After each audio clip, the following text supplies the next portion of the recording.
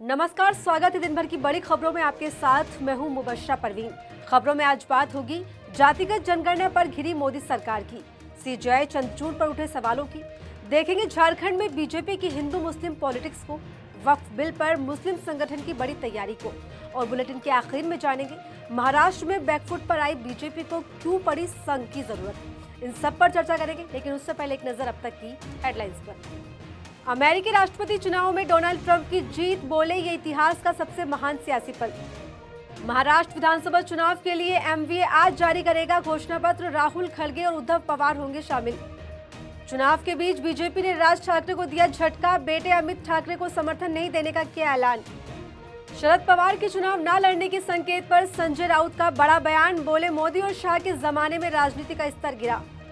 America में Trump की बढ़त से झूमा भारतीय बाजार, सेंसेक्स 700 अंक चढ़ा, निफ्टी हुआ 24,400 के पार।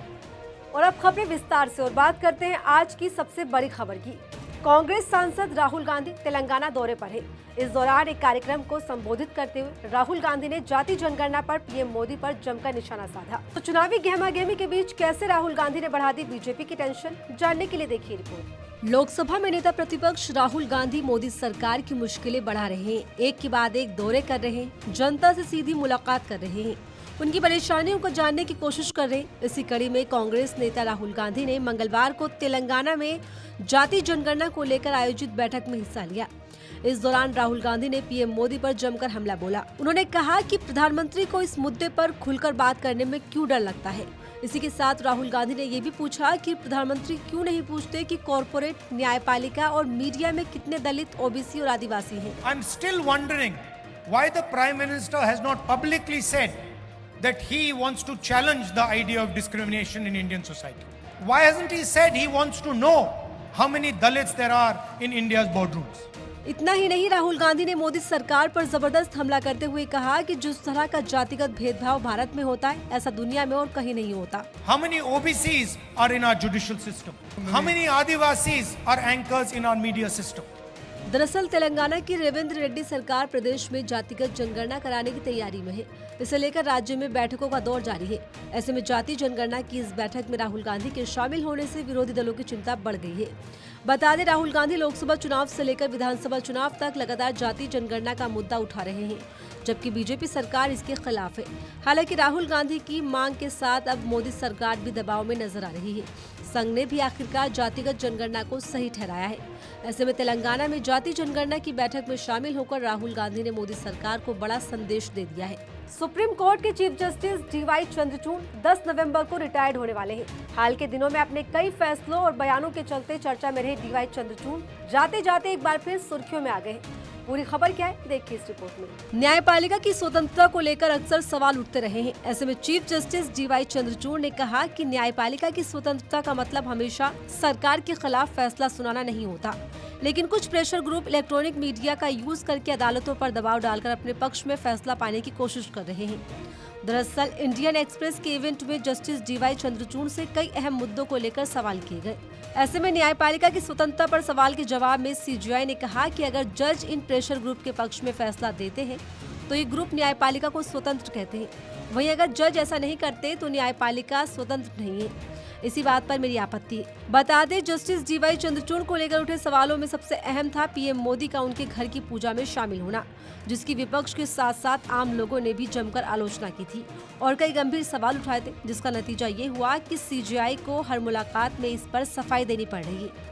वहीं न्यायपालिका के सवाल पर चंद्रचूड़ ने कहा, अपनी बात करूं तो मैंने ए से लेकर जेड तक यानी अर्नब गोस्वामी से लेकर जुबैर तक को जमानत दी और मेरी ये फिलोसफी है। हालांकि इस बीच सीजेआई से दिल्ली दंगा मामले में जेल में बंद जेएनयू के पूर्व छात्र उमर खालिद की जमानत याचिका पर सुनवाई में देरी को लेकर सवाल किया गया। इस पर सीजेआई ने कहा, किसी मामले का गुण दोष मीडिया में दिखाए जाने से काफी अलग हो सकता है। झारखंड में विधानसभा चुनाव को लेकर चुनाव प्रचार का दौर जारी है।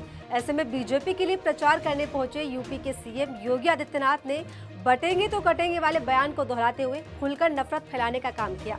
तो हिंदू मुस्लिम राजनीति करते हुए योगी आदित्यनाथ ने क्या कुछ कहा, देखिए इस रिपोर्ट में। इस बात में कोई दो राय नहीं है कि जब जब बीजेपी चुनाव में खुद को कमजोर महसूस करती है, तब तब वो नफरत की राजनीति पर उतरती है।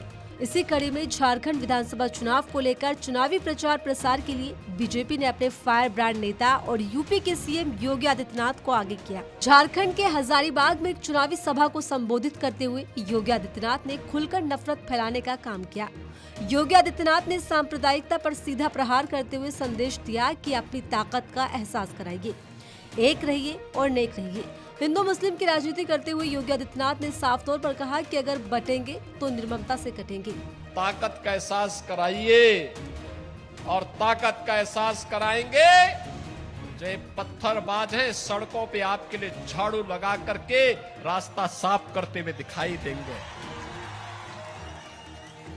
ये बजरंगी पताका हर घर में फहराई हुई दिखाई देगी और उस ताकत का एहसास कराने के लिए ही ये चुनाव आपके पास है। बंटिए मत जातियों में,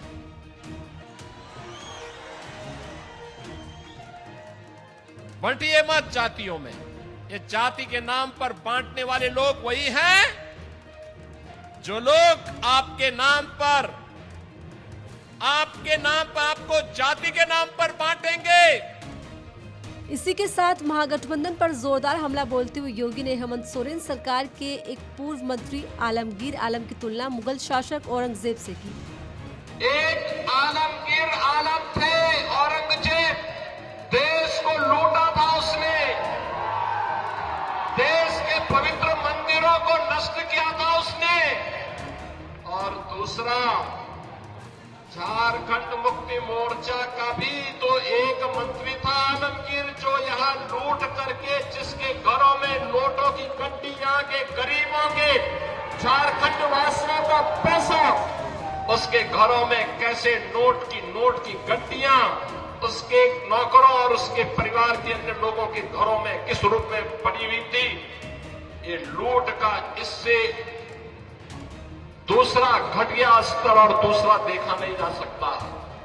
ऐसे में झारखंड चुनाव को लेकर प्रचार प्रसार के दौरान सीएम योगी आदित्यनाथ ने हरियाणा विधानसभा चुनाव का फॉर्मूला अपनाते हुए कटेंगे तो बटेंगे का खुलकर प्रचार किया। साथ ही महागठबंधन पर भी जमकर निशाना साधा।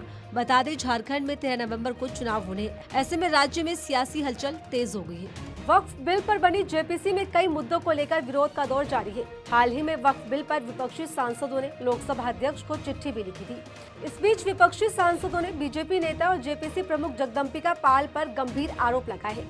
पूरी खबर क्या है, देखिए इस रिपोर्ट में। वक्फ विधेयक पर विचार कर रही संसद की संयुक्त समिति में शामिल विपक्षी सांसदों ने मंगलवार 5 अक्टूबर को लोकसभा अध्यक्ष ओम बिरला से मुलाकात की। इस दौरान विपक्षी सांसदों ने बीजेपी नेता और जेपीसी प्रमुख जगदम्बिका पाल पर गंभीर आरोप लगाते हुए उनके एकतरफा निर्णयों के खिलाफ आवाज उठाई। बता दें, इससे पहले लोकसभा अध्यक्ष ओम बिरला को लिखे पत्र में भी विपक्षी सांसदों ने आरोप लगाया था कि पाल वक्फ बिल पर विपक्षी सांसदों को अपनी बात रखने का मौका नहीं दे रहे, जिसके बाद विपक्षी सांसदों ने इसकी शिकायत लोकसभा अध्यक्ष से की। स्पीकर के साथ हुई इस मुलाकात पर टीएमसी सांसद कल्याण बनर्जी ने कहा कि जब हम बैठक में आते हैं तो बीजेपी नेता नहीं आते हैं। अगर हम वहां नहीं रहेंगे तो कोरम पूरा नहीं होगा। हम गंभीर और ईमानदार हैं। उन्होंने कहा कि लोकसभा अध्यक्ष से कई मुद्दों पर गंभीर चर्चा हुई।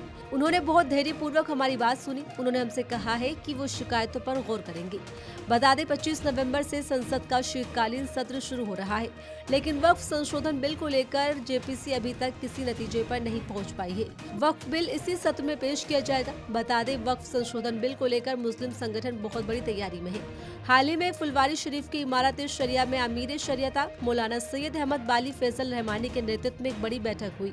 इसमें कहा गया कि बिहार के मुख्यमंत्री नीतीश कुमार और आंध्र प्रदेश के चंद्रबाबू नायडू से मुलाकात कर इस मामले में बिल को वापस लेने के लिए कहेंगे। अगर ये दोनों नेता बिल का विरोध करेंगे तो बड़ी ही आसानी से इसे खत्म किया जा सकता है। महाराष्ट्र विधानसभा चुनाव की सरगर्मियां इस वक्त चरम पर है। इस बीच राज्य में बैकफुट पर नजर आ रही बीजेपी ने आरएसएस से मदद लेने का ऐलान कर दिया है। तो क्यों बीजेपी को पड़ी संघ की जरूरत और देवेंद्र फडणवीस ने क्या कुछ कहा, देखिए इस रिपोर्ट में। महाराष्ट्र विधानसभा चुनाव में इस बार एमवीए बनाम महायुति की टक्कर है। हालांकि बागियों के चलते राज्य में बीजेपी की हालत खस्ता नजर आ रही है। ऐसे में चुनाव को देखते हुए बीजेपी ने आरएसएस से मदद का ऐलान कर दिया है। उप मुख्यमंत्री देवेंद्र फडणवीस ने कहा है कि लोकसभा चुनाव में बीजेपी को राज्य में बुरी तरह हार का सामना करना पड़ा था। जिस वजह से ये हार हुई थी उसका तोड़ इस बार निकाला गया है।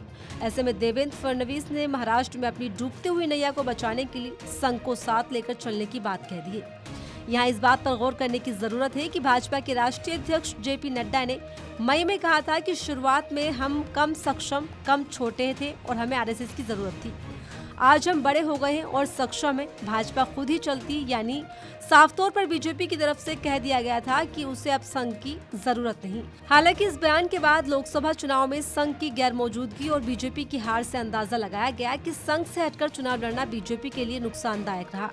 ऐसे में महाराष्ट्र चुनाव में अपनी जीत का ख्वाब सजा रही बीजेपी को एक बार फिर से संघ के आगे झुकना पड़ गया है। तो फिलहाल इस बुलेटिन में इतना ही। ऐसे ही तमाम खबरों के लिए बने रहिए मेरे साथ और देखते रहिए आर्टिकल 19 इंडिया।